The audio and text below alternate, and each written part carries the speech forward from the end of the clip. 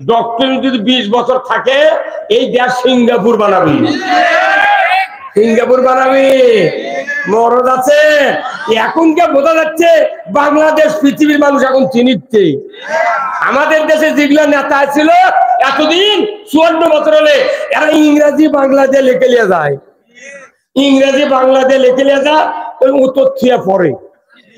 আর doctor Yunus 1 ঘন্টা বক্তৃতা দেয় বিশ্বের মেডেলিস্টের দেশে, প্রত্যেকটা দেশে অর্থনীতির উপর 1 ঘন্টা যদি বক্তৃতা দেয় তার বিল হলো 75 লক্ষ টাকা।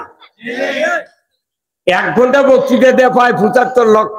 আর আমরা 1 ঘন্টা বক্তৃতা দিয়ে যদি 50,000 চাই মনে হয় ওই গলাপ দড়িতে মরবি। পাগল। খালি দোয়া করেন ডক্টর ইউনূস যাতে 20 বছর থাকে। একদিনও আর 5 বছর যদি ইউনূস থাকে 1 সেকেন্ডের জন্য কারেন্ট যাবে না। রোজার ভেতর কারেন্ট গেছে, এই গত 16 বছর চালাবি করতে দেয় নাই, ইফতার করতে দেয় নাই। এখনই নির্বাচনে সরকার হবি, খালি মামলা দিবি, খালি মামলা। আমি মামলাকে মামলা খাচ্ছি, বাবা তুই চালা। কথা কর, কারেন্টের বিল কমাবে, থামেন। এই দেশের পুণ্য, দেশের পুণ্য দেশে তৈরি হচ্ছে। ভেড়ামারা, বিহিগ্রাম, বিভিন্ন জায়গায় বিদ্যুৎ কেন্দ্র আছে, লক্ষ লক্ষ টাকার তেল দিয়ে বিদ্যুৎ তৈরি হচ্ছে। অথচ বাংলাদেশে 100 ইউনিটের এক দাম, 200 ইউনিটের আরেক দাম, 300 আবার ভেউ গেছো। আর বইগাঁও দেশে করছে এসি দাম চালান না। আর ঢাকা কয়জন এসি বন্ধ করে গেছো, বাটাম ফাটাবে এইবার। হ্যাঁ কথা কর। গরিব মানুষ এসি চালালে কয় তুমি এসি থেকে পল্লী বিদ্যুৎ অফিসের থেকে অনুমতি লাও, যে ঢাকার বাড়ি বাড়ি পায়খানাত লাগে তো সেগুলো কি? হ্যাঁ কথা কর। ওদের এসির বিল ওঠে না।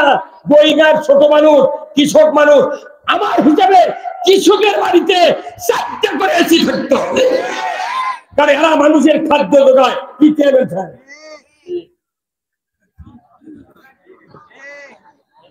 নামাজ রোজার বক্তৃতা খালি রসুল জান নাই। রসুল সুদ হারাম করেছেন, পর্দা ফরজ করেছেন, চুরি বন্ধ করেছেন, বন্ধ করেছেন, তবেই পৃথিবীতে শান্তি কায়েম হয়েছিল। আমরা খালি সল্লুল্লাহ দিয়া খালি নামাজ পড়বেন, দাঁড়িয়ে দেখবেন, ওযু ভালো করে করবেন, মানে সমাজ শান্তি পাবে ইসলাম বিজয় হলে। আপনি ইসলাম মানবেন, ঘরে ঘুমিয়ে থাকবেন, চোরের হাত কাটার আইন কায়েম হবে। একটা চোর দরজা ভেঙে আপনার হোন্ডা, গরু, মসজিদের জুতাও চুরি করতে সাহস পাবে না। আমরা এই ইসলাম চাই, কথা ঠিক কিনা? আমরা এই ইসলাম চাই। আমরা মানুষের তৈরি ইসলাম চাই না, আল্লাহর পাঠানো ইসলাম চাই। এই ইসলাম বাংলাদেশে কায়েম হোক। কারা কারা চান দুহাত তুলে আল্লাহকে দেখা। লিল্লাহে তাকবীর, নারায়ে তাকবীর। আল কোরআনের আলো ভরত দিলে হবে। নবী কোরআন দিয়ে সংসদ চালাচ্ছেন 10 বছর। আমাদের এই কোরআনের ইসলাম যতক্ষণ সংসদে না যাবে ততক্ষণ এদেশের মাটিতে শান্তি হবে না। তাহলে আল কোরআনের আলো কি বলতে পারবেন না? আল কোরআনের আলো দুনিয়ার মুসলিম, বাংলার মুসলিম, নওগাঁর মুসলিম, দুবুলহাটির মুসলিম, লিল্লাহে তাকবীর। ইসলামের পক্ষে থাকতে হবে, আপনার জীবনের সব গুনাহ আল্লাহ মাফ করে দিন। আর ইসলামের পক্ষে না থাকলে, ইসলামের যদি গ্রহণ না করেন, একটা ইবাদত কবুল আল্লাহ করবেন না। তাহলে আমাদের এই খাটাখাটনি ব্যথা ব্যথা।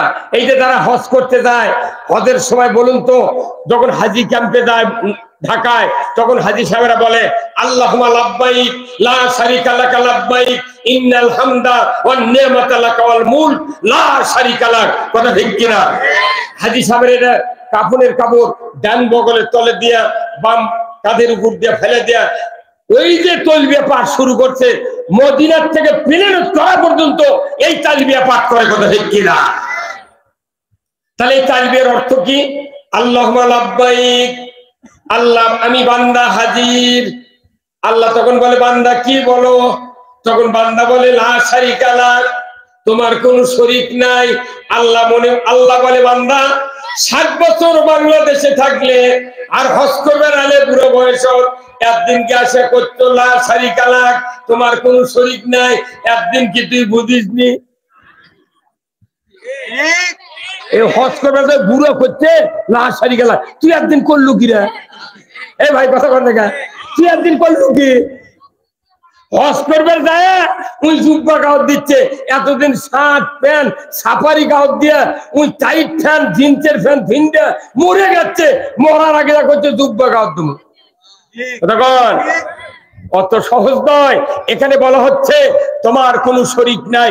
তখনই আল্লাহ রাগ করে বলে বান্দা তোমার এত বড় শহর, তুমি জন্ম থেকে 60 বছর পর্যন্ত তুমি যুবক হলে বৃদ্ধ হলে হযরত আয়েশা তুমি আব্দিনকে বলছিস যে তোমার কোনো শরীক নাই। বান্দা আমার তো শরীক নাই, আমি তো সূরা ইখলাসে বলেছি কুল হুয়াল্লাহু আহাদ, আমি একক আল্লাহ। কথা ঠিক কিনা? আল্লাহুস সামাদ, আমার কেউ আমি কারো মুখাপেক্ষী নই। লাম ইয়ালিদ ওয়া লাম ইউলাদ, আমি কাউকে জন্ম দেইনি, আমাকে কেউ জন্ম দেয় না। ওয়া লাম ইয়াকুল লাহু কুফুয়ান আহাদ, সকল কিছুর উপরে আমি একক অদ্বিতীয়, আমি লা শারিক, আমার সমকক্ষ, আমাকে কেউ জন্ম দেয় নাই, আমার কেউ নাই, আমি হলাম তামাম পৃথিবীর রব।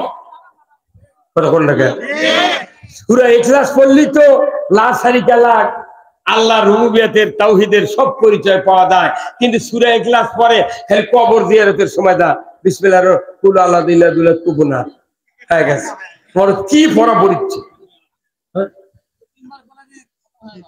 3 বার বলে ক্ষত ভাবি এগুলা ইলা দুলাত কয়, আসল ভাবে কওয়ালে কথা ঠিক কিনা? তাহলে এরপরে বলেছে যখন দেখলো আল্লাহ খেপে যাচ্ছে, তখন বান্দা আবার বলেছে ইন্নাল হামদা, সমস্ত প্রশংসা তোমার, হে আল্লাহ নিশ্চয় তোমার সমস্ত প্রশংসা। যদি বলেন সুবহানাল্লাহ, প্রশংসার সমস্ত কার? আল্লাহ কোরআনে বলছেন আলহামদুলিল্লাহি রাব্বিল আলামিন। আল্লাহ বলেছেন বান্দা তোমরা বলো সমস্ত প্রশংসা সৃষ্টিকর্তা রবের নামে। ধরে কোন আল্লাহু আকবার। দুনিয়ার কোন মানুষের কাছ থেকে প্রশংসা আদায় করতে পারবে না। কোন সরকার যদি বলে, কোন নেতা যদি বলে আজকে সারাদিন আমার তোমরা প্রশংসা করবে, দেখা যাবে একজন প্রশংসা করবে, সে হলো ওর থেকে টাকা হাওলাত দিয়েছে, না হয় জমি বাগি করে, না হয় টাকা ধার দিয়েছে, তার উপকার করছে, এইরকম 2-4 জন লোক তার প্রশংসা করতে পারে, কিন্তু বাদ বাকি লোক কেউ তার প্রশংসা করবে না। কিন্তু আমার আল্লাহ বলেছেন আলহামদুলিল্লাহি রাব্বিল আলামিন, আমরা আল্লাহর পক্ষ থেকে অর্ডার পেয়েছি, হে দুনিয়ার মানুষ আমার প্রশংসা করো। আমি আল্লাহ আমার প্রশংসা করো, কারণ আমি সারা পৃথিবীর সৃষ্টিকর্তা, লালনকর্তা, পালনকর্তা, আইনদাতা, বিধানদাতা, রিজিকদাতা, যৌবনদাতা, স্ত্রীদাতা, জমিদাতা, আমদাতা, দামদাতা, বালুদাতা, মাটিদাতা, ডিজেল, কেরোসিন, রবার, লোহা, সোনা, তামা, পৃথিবীর জমিনে যত কিছু আল্লাহ দিয়েছেন, আল্লাহ ছাড়া কি কেউ দাতা আছে? জরিপান আছে? আমাদের মুখে দাঁত দিলেন কে? না অন্য কেউ দাঁত দিয়েছে? কিন্তু এই দাঁত যখন ছোট আছিল, হুট করে 7 বছর বয়সে দাঁত হুলুল করে লড়ে পড়ে গেছে, তখন আমি আপনি দাঁত তুলে নিলাম, মায়ের কাছে দৌড়ে গেছি। মা একদা বলছে মা আমার দাঁত পড়ে গেছে। মা তখন মা বলছে বাবা ওই দাঁত ইন্দুরের খুনত দে, দিয়ে তুই ইন্দুরে ক তোর দাঁত আমাকে দে, আমার দাঁত তুই নে। ইন্দুরের দাঁত রেলগাড়ির চাকা কি গরুর গাড়ি ছবি? তুই কোন সাহসে মা হয় কথা বলো? ওই সময় মার বলা উচিত ছিল তোমার যেহেতু 7 বছর বয়স, বাবা আসো আমার সাথে ওযু করো, তোমার যেহেতু দাঁত আল্লাহ দেশে নরম দাঁত, সেটা ফেলে দিয়ে আবার শক্ত দাঁত দিবি, তুমি এই দাঁতটা শিশির মধ্যে থাও আর আমার সাথে 2 রাকাত শুকরিয়াতার নামাজ পড়ে বলো আল্লাহ তুমি যে দাঁত দিয়েছিলে পুঁয়ের শাক দেয়া খালি পোলা খিচড়ি খেয়েছি, আল্লাহ আমি তো শক্ত কিছু খেতে পারবো না, অতএব এই দাঁত ফেলে দিয়া তুমি আমাকে এমন সুন্দর 1 পাটি দাঁত দাও, 2 পাটি দাঁত দাও, যে দাঁতের মধ্যে বের দাঁত নাতে না হয়। দাঁতর যাতে পোকা না লাগে, ওই বুদ্ধি শুদ্ধি না পায় করতে সুন্দর দিয়ে ইন্দুর তোর দাঁত আমার দে। আবার কোন কোন মাও কাছে পানির মধ্যে ফেলে দেয়া পুটির মাছ, তোর দাঁত আমার দে, আমার দাঁত তুই নি। কি ভাই, কি দাঁত? মানুষের মুখে কয়টা দাঁত? কয়টা? আয়না দিয়ে ভালো করে গুনেছেন কেউ, লোক দিয়ে কেউ গনেননি, খালি শুনে শুনে এনা গনেন না কে? কাল আয়না দিয়া দাঁত গুলার সাইজ দেখেন, সামনে 4টা দাঁত আছে কোদালের মতো দাঁত, কোদালের মতো, খালি পিঁপা কাটে, নারকেল কাটে আর কলা কাটে, এগুলো দিয়ে এই কাটে ছেড়ে দেয়, পরে সাইডের দাঁত চাবি শেষ করে ফেলে দেয়। কথা কোন দেখা? এরপরে এই 4টা দাঁতের পরে আরো 4টা দাঁত আছে, দুই পাটির দুই দিকে 4টা দাঁত। এই দাঁত গুলো হচ্ছে চোকা স্টার মার্তুলের মতো। আল্লাহ ইচ্ছা করলে ওই সব দাঁতও এই কোদালে দিতে পারতেন, কিন্তু দেননি কেন? আল্লাহ জানে আমার এই বান্দাগুলি গরুর গোশত কামড় দিয়ে ছিঁড়া খাবে, যদি দাঁত কোদালের মতো দিই দাঁত থেকে ফসকে যাবে। আল্লাহর কি কুদরত, চোখা দাঁত দিছে, কামড় দিছে, খালি আটকে গেছে, নিচকার চোখা উপরকার চোখা, একবার 4টা দাঁত বেজে গেছে। কথা বল না কেন? এই দাঁত দিয়া যদি গোস্ত টান দিয়ে ফসকে আসতো, ঝোল দিয়া মানুষের চোখ কানা হতো। কি বুদ্ধি আল্লাহর কারিগর্য! এরপরে 4 পাটি মারির দাঁত দিয়েছে, দেখবেন টিবল বসানের সেন্টনের মতো, দুই দিকে উঁচু, মাঝখানে একটু ডাউন, খালি মুরগির রান সাইড দিয়ে ঢুকে দিয়ে খালি আস্তে চাপ দিয়েছে, ওটি মেসাকা। এই দাঁতের জন্য কি অনলাইনে দরখাস্ত করছিলেন? আল্লাহ কি কান পাও ধরে কান দিয়েছিলেন? আল্লাহ দাঁত দে আল্লাহ। মা আপনার জন্মের আগে মায়ের বুকে সুন্দর গরম মিষ্টি ঘুমের ওষুধ সহ ওই দুধের ভিতরে আল্লাহ এমন একটা মেডিসিন দিয়েছেন, আপনার জীবনের কোনো রোগ হবে না। ধরে কোন আল্লাহু আকবার। আপনি আমি পৃথিবীতে আছি নয়, আমার খাদ্য মায়ের মুখে দিয়েছে, ঠিক কিনা? তিনি হলেন আলহামদুলিল্লাহি রব্বিল আলামিন। আল্লাহর প্রশংসা যখন আপনি সূরা ফাতিহা পড়বেন, এইগুলি চিন্তালে পড়া লাগবে। আল্লাহ আমার কি দেয়নি, সব দিয়েছে। আল্লাহ তোমার শুকরিয়া করে আমি শেষ করতে পারবো না। লাইন শাকারতুম লাযিদান্নাকুম, যদি আমার শুকরিয়া করো বান্দা, তোমার নিয়ামতকে আমি বাড়ায় দেব। আল্লাহু আকবার। আর যদি অলাইন কাফারতুম, যদি না শুকরি করো, আমি আল্লাহ তোমাদের নিয়ামতকে কমায় দেব। শুধু কমায় দিবে, আযাবিলা শাদীদ, আল্লাহ কঠিন আযাব দিবে। জোরে বলুন ঠিক কিনা? এই দাঁত আল্লাহ দিলেন। জিহ্বাটা কি জিহ্বা? একটা জিহ্বার দাম কোটি টাকা। কয় কোটি? প্যাথোলজি মেশিন এই জিহ্বাতে কয়েক কোটি সেল আছে। এই জিহ্বাতে আপনি একবারে যদি এত টাইমে 1 সেকেন্ড পর পর 100টা ফল দেন, 100টা খাবার দেন, সেকেন্ডের ভিতরে বলে দিবে এটা লেবু, এটা টমেটো, এটা খেজুর, এটা কুশের গুড়, এটা চিনি, এটা হচ্ছে আপনার খেজুরের গুড়। তাহলে এই জিহ্বার আবার কত দাম! প্যাথোলজি আপনি ডায়াগনস্টিক সেন্টারে যান, প্রস্রাব পায়খানা রক্ত পরীক্ষা করে মেডিসিন বিশেষজ্ঞ ডাক্তারেরা সই দিয়ে আপনাকে রিপোর্ট দেয়, কমপক্ষে 5,000 টাকা বিল করে এই পরীক্ষার বিল, তারপরে ডাক্তারের কাছে যায়। আর আপনাকে এমন মেডিসিন বিশেষজ্ঞ জীবের সাথে সেট করে দিয়েছে, মুখত দিলি কাগজ কলম ছাড়াই রিপোর্ট। কি রিপোর্ট? এই জীবে মুখত দিয়ে আল্লাহ আমরা ছেড়ে দিয়েছে, তুই আমার জিকির করবো, আর সেই জিকির না জোরে করবার করছি, তাই কেউ কেউ মুখ লোকে তাই জানেন এই জিকিরের কত দাম? আমার নবী বলেছেন, দুনিয়ার জমিনে মুমিনগণ যদি একত্রে বসে জামাতবদ্ধ ভাবে বসে যদি তৌহিদের কালেমার জিকির করে, আমার নবী বলেছেন আরশে আজিমে একটা নূরের খুঁটি আছে, ওই খুঁটির সাথে সাথে থরথর করে কাঁপতে থাকে। আমার আল্লাহ বলেন, খুঁটিরে কাঁপছো কেন? বলে রব্বুল আলামিন ওই যে দুবল হাতির সুন্দর একটি তাফসীরুল কোরআন মাহফিল দেখছি, ওখানে হাজার হাজার মুসলমান নরনারী তৌহিদের কালেমার জিকির করছেন। আল্লাহ ওই বান্দা বান্দির যতক্ষণ জীবনের গুনাহ মাফ না করবেন, আমি আরশের খুঁটি থামতে রাজি নই। আমরা জিকির করব এই ময়দানে, আমাদের পক্ষে মাপ চাবে কে? আরশের খুঁটি, আরশের খুঁটি মাপ চাবি। আল্লাহ এই দরখাস্ত যখন আরশের খুঁটি আল্লাহর কাছে দেয়, আল্লাহ কবুল করেন, জোরে কোন আলহামদুলিল্লাহ। স্বতঃস্ফূর্ত ভাবে আল্লাহর জিকির যদি করতে না পারি, আমাদের মুখের জড়তাও দূর হবে না, কথা ঠিক কিনা? একটু জোরে জিকির করেন না 1 মিনিট। লা ইলাহা, জোরে লা ইলাহা, জোরে লা ইলাহা, জোরে লা ইলাহা। লা, আমি না কইলে আপনারা কন্যা বাড়ি লা ইলাহা,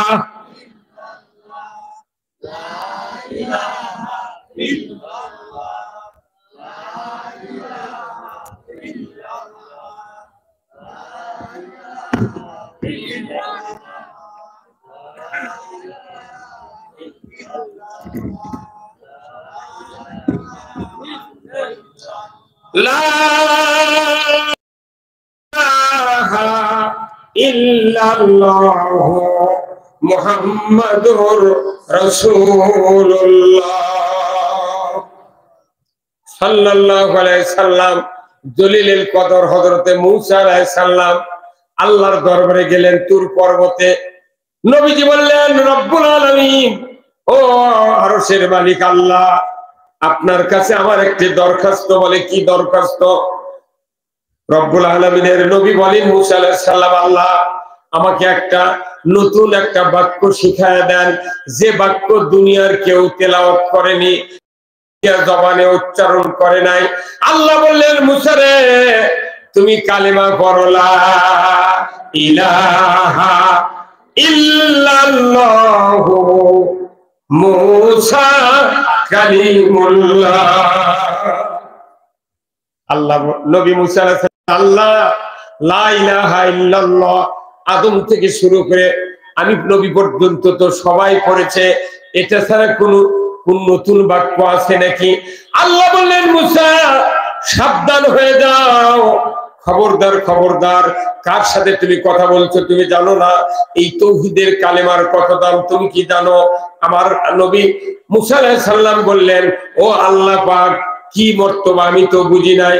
আল্লাহ বললেন, মূসা তুমি জানো না এই তাওহীদের কালেমা লা ইলাহা ইল্লাল্লাহ যদি দাঁড়িপাল্লার একদিকে দেওয়া হয় আর तमाम পৃথিবীর আসমান জমিনে যা কিছু আছে যদি এক পাল্লায় দেওয়া হয়, তুমি শুনে রাখো রে মূসা, তোমার তাওহীদের কালেমার পাল্লাটাই ভারী হয়ে যাবে। বেশি বেশি জিকির করার কথা নবীজি বলেছেন, আল্লাহর নবী বলেছেন, আহাব্বুল কালামি ইলাল্লাহি আরবা, 7টি বাক্য আল্লাহর কাছে সবচেয়ে প্রিয়। ধরে কোন সুবহানাল্লাহ। কয়টি কথা? 4টি কথা কার কাছে প্রিয়? আল্লাহর কাছে প্রিয়। আল্লাহ নবী বলেছেন, আহাব্বুল কালামি ইলাল্লাহি আরবা, 4টি কথা আল্লাহর কাছে সবচেয়ে প্রিয়। 1 নাম্বার হলো সুবহানাল্লাহ, 2 নাম্বার হলো আলহামদুলিল্লাহ, 3 নাম্বার লা ইলাহা ইল্লাল্লাহ, 4র্থ নাম্বার হলো আল্লাহু আকবার। এই 4টা কথা আল্লাহর কাছে প্রিয়। কিন্তু এই 4 কথা যখন কবার লাগে, একদল খেপে আর একদল মুখ বন্ধ করে থাকে। নবী কাছে এই 4টা কথা আল্লাহর কাছে সবচেয়ে প্রিয়। আল্লাহু আকবার বললে আল্লাহর বরত্ব প্রকাশ করা হয়। ওয়া রাব্বাকা ফাকাব্বির, আল্লাহ নিজে বলছেন সূরা মুদ্দাসসিরের ভেতরে, বান্দা আমার বরত্ব তোমরা প্রকাশ করো। আল্লাহু আকবার। তাহলে এই 4টা কথা আমরা কি সব সময় বলতে পারবো না? আবার আল্লাহ রাসূল বলছেন, কালেমাতানে হাবিবাতানি ইলার রহমান, 2টা কথা আল্লাহর কাছে সবচেয়ে প্রিয়। কয়টি কথা? 2টি কথা আল্লাহর কাছে প্রিয়। নবীজি বলেছেন, কালিমাতানে হাবিবাতানি ইলার রহমান, রহমানের কাছে 2টা কথা খুবই ভালোবাসার বস্তু, খুবই ভালোবাসার জিনিস।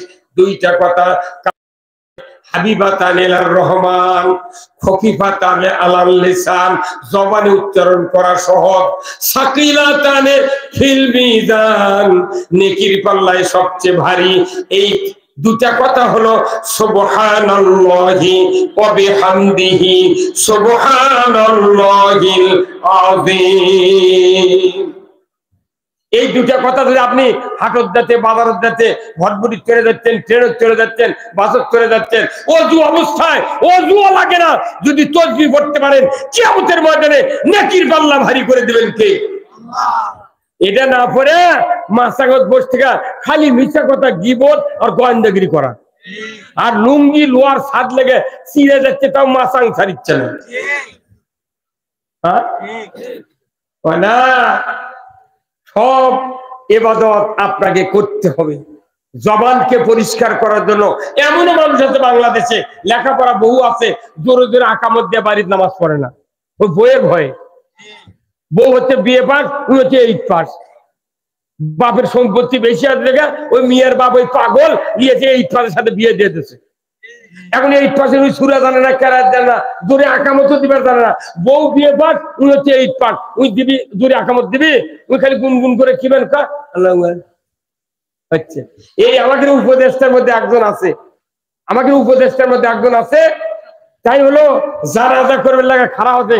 সেদিন ফেসবুকে দেখলাম ওই তাকবীরে তাহরিমা বান্ধিছে বাহাত উপরে। কি বলবি রে, তুই একটা মানুষ, ঢাকা বিশ্ববিদ্যালয়ের শিক্ষক, তুই বাহাত উপরে বান্ধু কেনা? আর এগুলো মাদ্রাসার ছাত্র কোলে যে তাকবীরে তাহরিমা বাঁধবি, এই তাকবীরে বাঁধান এবং 3 লোক আর বৃদ্ধাঙ্গুলি কবজা এইভাবে ধরবি, এই 3 লোক এইভাবে থাকবে, কথা ঠিক কিনা? কালাসল মাদ্রাসার এরা তাকবীরে তাহরিমা বাঁধে সোনার টুকরা, এরা, কথা ঠিক কিনা? আর ঢাকা বিশ্ববিদ্যালয় ফেরতা মাথার চুল পাকে সোন পাঠ হতে ওই জানাজার সময় বাহাত দিচ্ছে উপরে। চেয়ারম্যান সাহেব ওই কাম করছে, ওটা সেটা আমার ছবি তুলিছে। কি ডাকাতি কানুন! তাহলে ইনকা লোক যদি সরকার হয় সেইটা তো শান্তি হবে। মুসলিম আমি, সৈনিক আমি, আমি চির রণবীর, আল্লাহকে ছাড়া কাউকে মানি না, নারায়ে তাকবীর। বীর মুসলমান ধরো আল কোরআন, ফিরায়া আনো সেই হারানো সম্মান। বীর মুসলমান নারায়ে তাকবীর, আল্লাহু আকবার, তোলা ধ্বনি ধরায় আকবার। বীর মুসলমান ধরো আল কোরআন, ফিরায়া আনো সেই হারানো সম্মান। বীর মুসলমান বীরের জাত, ইসলাম বিজয় না থাকার কারণে শিখে ইন্দুর বিড়াল আমাকে মাথা লাগতেছে। আমি সারা জীবন টুপি মাথার দিলাম, পাঞ্জাবি গাওয়াত দিলাম, হজ করলাম, উমরা করলাম, যদি ইসলামটাই যদি মানতে না পারি, এদেশের মাটিতে শান্তি কায়েম হবে না। চুরি বন্ধের আইন আছে, জেনা বন্ধের আইন আছে, ঘুষ বন্ধের আইন আছে, মদ বন্ধের আইন আছে। বাংলাদেশের সরকারগুলি নাকি মদের অপব্যবহার করা যাবে না, তার মানে কি বেশি খাওয়া যাবে না, কম খাওয়া যাবে? তাহলে এই কথা বল, মদ হারাম। সূরা মায়দার 90 নম্বর আয়াতে আল্লাহ বলছেন, ইন্নামাল খামরু ওয়াল মাইসিরু ওয়াল আনসাবু ওয়াল আযলামু রিজসুম মিন আমালিশ শায়াতিন। আজকে বাংলাদেশে সবচেয়ে ইয়াবা আসক্ত, হেরোইন আসক্ত, মাদকাসক্ত এই হলো যুবক সমাজ বেশি হচ্ছে। এদের আইন নাই, এদের আইন নাই। এমন দিন গেছে 16 বছরে পুলিশেরা যুবক ধরে পকেটের মধ্যে ওরাই ইয়াবা ঢুকে দিয়ে ওরাই মামলা দিয়েছে। এই কতক্ষণ টাকা, এই যুবক ভাই কতক্ষণ টাকা, ওরাই হাতে হাতে ওরাই ঢুকে দিয়েছে, দিয়ে করছে ইয়াবা পাওয়া গেছে, 4টে বড়ি পাওয়া গেছে। আল্লাহ কোরআনে বলছেন মাদক যারা সেবন করে এদের বিচার হলো 80টা বেত্রাঘাত করতে হবে। কয়টা? 80টা বেত্রাঘাত মানে কি? এক বাড়ির ওজন হবে 10 কেজি। কয় কেজি? 10 কেজি ওজন হবে এক বাড়ি। 50 বাড়ি দিলে 50 দোকানে কত ধরা হয়? 100 ধরা। আর পেটত পড়বি, ওটি তোলে পড়বি। আর আমার দেশে বিচার করে কি, যদি কেউ জানা করে অবিচার অকাম কুকাম করে, তাহলে হুজুরা ফতুয়া দেয় 10টা বাঁশের কুঞ্চি কাটে একখানটি বান্ধে আস্তে আস্তে গাওয়ার বাড়ি দিচ্ছি আর গা চুলকে দিচ্ছি। বিচার সব জায়গায় দুর্নীতি ঢুকে গেছে, সব জায়গায় দুর্নীতি। এইগুলি বিচার ব্যবস্থা যদি সমাজে না হয়, সমাজ পরিবর্তন হবে না। আপনি আমি বক্তৃতা করে কি করব? যে দেশে বলেন, যে দেশে 90,000 মাদ্রাসা, 8,20,000 শিক্ষক শিক্ষিকা, 20,000 আছে পীর, 3 কোটি জাকের, 1 লক্ষ বক্তা, 15 কোটি শ্রোতা, এরপরে তবলিগের লোক আছে 2 কোটি 4 লাখ, এরপরে 20,000 পীরের, 3 কোটি জাকের, এরপরে 90,000 মাদ্রাসা, 8,20,000 শিক্ষক শিক্ষিকা, 5,12,000 মসজিদের ইমাম, 5,12,000 মসজিদের মুয়াজ্জিন।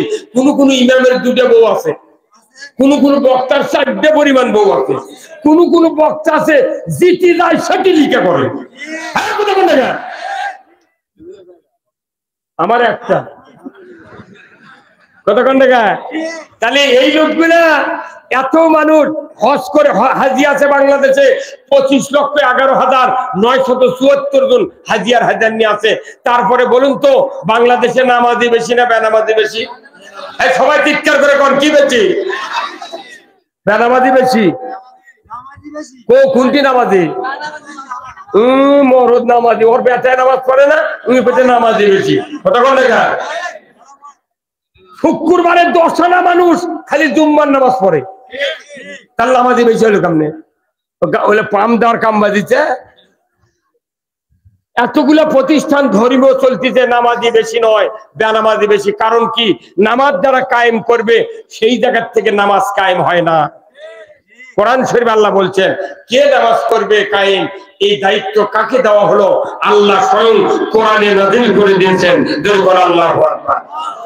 আমার ভাইরা, আল্লাহ রাব্বুল আলামিন কোরআনুল কারীমে বলছেন, সূরা আল হজ 41 নম্বর আয়াত, আল্লাযীনা ইম্মাক্কান্নাহুম ফিল আরদ আকামুস সালাতা ওয়া আতাউয যাকাতা ওয়া আমারু বিল মারুফ ওয়া নাহু আনিল মুনকার ওয়া লিল্লাহি আকিবাতুল উমুর।